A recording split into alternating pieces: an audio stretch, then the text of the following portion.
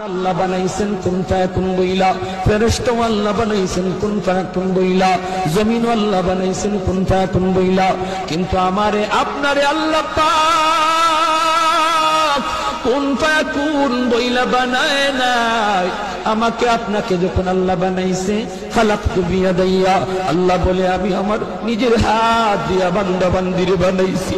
কারণ এই চেহারার মধ্যে এত দামি কপাল, ওই কপাল দিয়া বান্দা আমার কুদরতি কদমে সেজদা দিবে।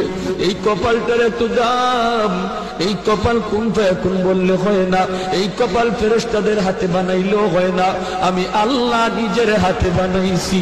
ইংলিশে অনার্স পড়ুয়া একটা যুবক, সে যদি নবীর সুন্নাত তরিকায় চললো, আল্লাহরে ভয় কইরা সব গুনাহ থেকে বাঁচলো, তুমি কেন পারবা না?